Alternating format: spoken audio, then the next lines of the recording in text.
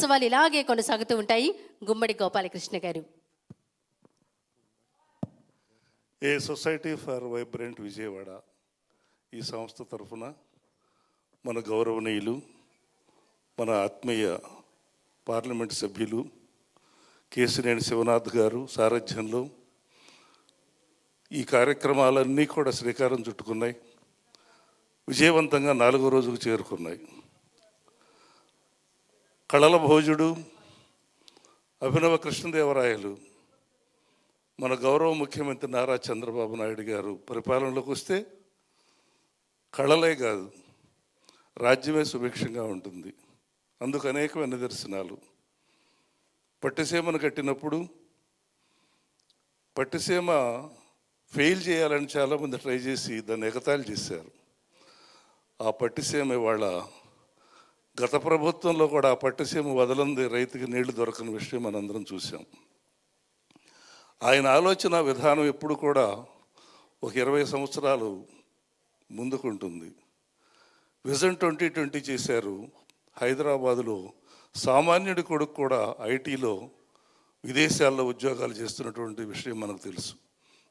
అలాగే అమరావతిని అద్భుతంగా తీర్చిదిద్దే టైంలో శనిగ్రహంలాగా వేరే ప్రభుత్వం రావటం, 5 సంవత్సరాలు కళ లేదు, కాంతి లేదు, కళాకారుడికి శాంతి లేదు, ఎక్కడ చూసిన అరాచకం, బూతులు, సంస్కృతి లేదు, ఒక డాన్స్ లేదు, దేవుడు లేదు, పేరు లేదు.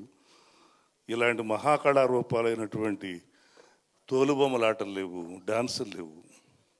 అవన్నీ మనం ప్రత్యక్షంగా చూసాం, అనుభవించాం. మళ్ళీ గౌరవ ముఖ్యమంత్రి నారా చంద్రబాబు నాయుడు గారు పట్టాభిషిక్తుడయ్యారు. వైభవాన్ని చూస్తూ ఉన్నాం. ఇంకా వైభవం వస్తుంది. ఇంకా అనేకమైనటువంటి కార్యక్రమాలకు శ్రీకారం చుడతా ఉన్నారు. మన డిప్యూటీ సీఎం పవన్ కళ్యాణ్ గారు కూడా కళాకారుడు అవ్వటం, లోకేష్ బాబుకి ఈ కళల పట్ల అభినవేశం ఆయనకి దొరకటం, ఇవన్నీ కూడా శుభసూచకాలుగా భావిస్తూ కేశినేని చిన్ని గారు ఒక్కటే మాట అన్నారు, అంతరించిపోతున్న కళారూపాలన్నీ కూడా మనం వెలుగులోకి తీసుకురావాలి, ముఖ్యంగా తోలుబొమ్మలాటను ప్రతిరోజు పెట్టాలని చెప్పేసి వారు చెప్పటం, వారి యొక్క ఆ కళా పట్ల ఉన్నటువంటి ఒక ప్రేమ.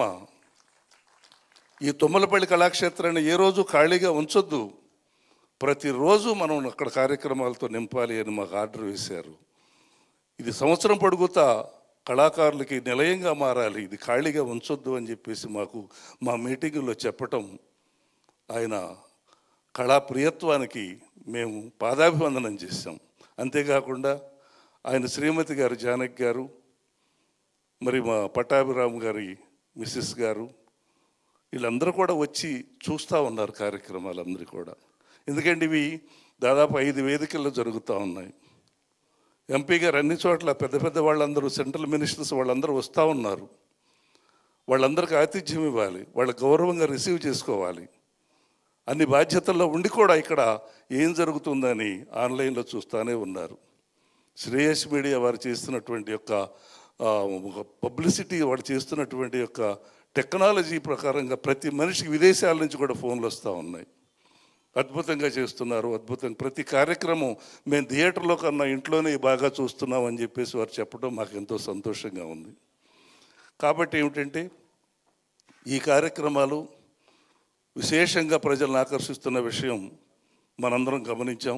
ఈ కళాకారులందరికీ కూడా నేను శుభాకాంక్షలు చెప్తూ ఒక్కసారిగా మన కేశినేని శివనాథ్ గారికి, వారి బృందానికి, మా పట్టాభి గారికి, అలాగే మన గౌరవ ముఖ్యమంత్రి నారా చంద్రబాబు నాయుడు గారికి, ఉప ముఖ్యమంత్రి పవన్ కళ్యాణ్ గారికి, లోకేష్ బాబుకి, అందరికి కూడా మనం ధన్యవాదాలు చెప్తూ ఇక్కడ కార్యక్రమాలు నిర్వహించే బాధ్యత కల్చరల్ కమిషన్ చైర్పర్సన్ శ్రీమతి పొడపాటి తేజస్వి గారికి, నాటక అకాడమీ చైర్మన్ గుమ్మడి గోపాలకృష్ణ నాకు అప్పచెప్పటం మా మహద్భాగ్యంగా మేము భావిస్తూ వెంటనే కార్యక్రమంలోకి వస్తామని చెప్పి తెలుస్తూ అన్నపూర్ణ గారిని కార్యక్రమం నిర్వహించవలసిందిగా కోరుతున్నాను.